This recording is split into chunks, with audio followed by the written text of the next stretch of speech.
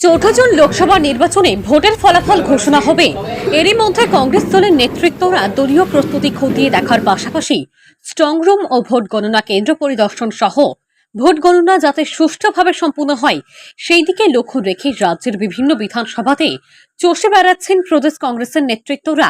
শুক্রবার দুপুর 1:30 নাগাদ বেলোনিয়া সফরে আসেন প্রদেশ কংগ্রেস কমিটির সভাপতি তথা ইন্ডিয়া ব্লকের পশ্চিম ত্রিপুরা আসনের প্রার্থী আশিস কুমার সাহা। সফরে এসে বিলোনিয়া কংগ্রেস ভবনে সংবাদ মাধ্যমের প্রতিনিধিদের মুখোমুখি হন তিনি।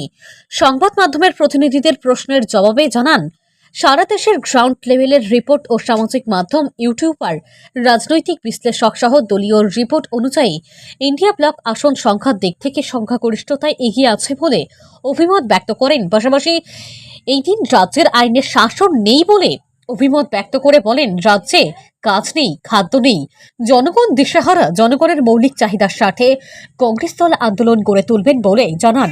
এদিনে সফর সঙ্গী হিসাবে ছিলেন প্রদেশ কংগ্রেস নেতা প্রাক্তন মন্ত্রী মনীন্দ্র রিয়াং সহ প্রদেশ কংগ্রেস কমিটির অন্যান্য নেতৃত্বরা।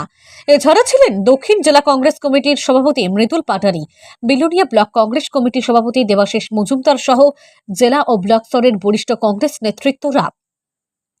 এরপর কংগ্রেস ভবনে শুরু হয় দলীয় কর্মীদের নিয়ে সাংগঠনিক বৈঠকে ভোট গণনা প্রস্তুতি সহ আসন্ন ত্রিস্তর পঞ্চায়েত নির্বাচন নিয়ে আলোচনা করেন প্রদেশ কংগ্রেস কমিটির সভাপতি তথা ইন্ডিয়া ব্লকের পশ্চিম ত্রিপুরা আসনের প্রার্থী আশিস কুমার সাহা।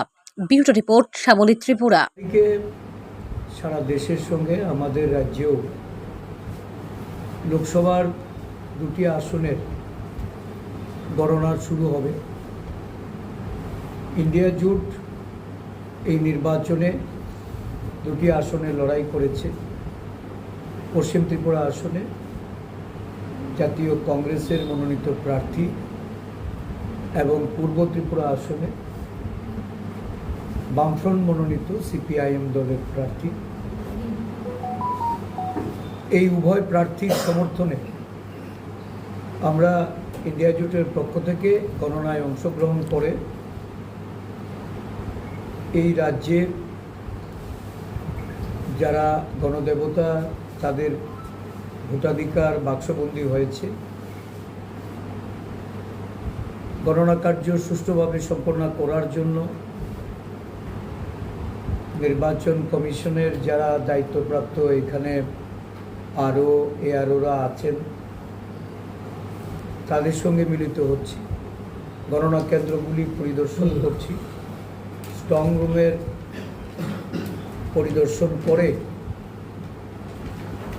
যদি কোনো ধরনের পদক্ষেপ নিতে হয় সেগুলি সম্পর্কে আমাদের দায়িত্বপ্রাপ্ত অফিসারদের তাদেরকে অবহিত করার জন্য বা যারা গণনা কাজের সঙ্গে যুক্ত থাকবেন তাদেরকে দল হিসাবে সহযোগিতা করার অভিপ্রায় নিয়েই সব জায়গায় যাচ্ছি।